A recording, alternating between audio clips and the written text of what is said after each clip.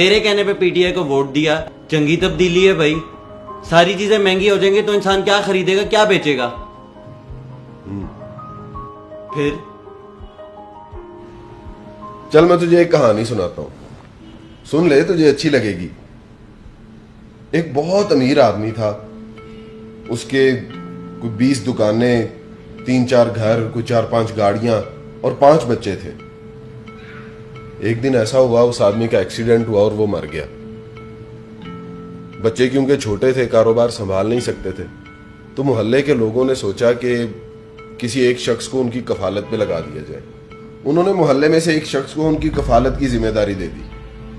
کچھ دن گزرے تو اس شخص نے سوچا کہ ان بچوں کی جائیداد سے کچھ پیسے کمائے جائیں. اس نے کیا کیا, ان بچوں کی جائیداد میں سے 2 دکانیں کسی تاجر کو گروی رکھوا کر تو بہت سارا قرضہ لے لی. اب اس نے اس قرضے میں سے کچھ پیسے تو بچوں کو دے دیے, باقی پیسے اس نے سارے اپنی جیب میں ڈال دیے. بچے خوش ہو گئے, ان کی ضرورتیں بھی پوری ہو گئیں, باقی پیسوں کی وہ عیاشی کرنے لگ گئے. اسی طرح اس شخص نے ان بچوں کی ساری جائیداد تھوڑی تھوڑی کر کے مختلف تاجروں کو دی اور بہت سارا قرضہ لے لیا, اور ان کا کوئی مکمل ذرائع آمدن بھی نہیں بنایا. کچھ عرصے کے بعد ان بچوں کا چچا باہر سے آیا تو اس نے ان بچوں کو ان کے حوالے کیا اور خود وہاں سے نکل گیا سارا پیسہ لے کے. جب چچا نے سارا نظام سنبھالا تو پتا چلا کہ ساری جائیداد تو گروی رکھ دی گئی ہے, تو ذریعہ معاش کوئی تھا نہیں. چچا کو پھر مجبوراً قرضہ لینا پڑا اور بچوں کو دکانوں پر بٹھایا تاکہ وہ کاروبار بھی سنبھال سکیں اور ذریعہ معاش بھی بن سکے اور ان بچوں کا مستقبل محفوظ ہو جائے. اب خود سوچو کہ جب بچوں کے وہ فضول اخراجات بند ہو گئے, ان کو وہ جس طرح سے پیسے آ رہے تھے وہ بھی نہ ملے, تو ان بچوں نے اپنے چچا کو کیا کہا ہوگا؟ تو بچے تو کہیں گے تیرا بیڑا گرک ہو, تیرا کھانا خراب ہو, تو نے تو ہم سے سب کچھ چھین لیا. وہ تو اسے گالیاں دیں گے.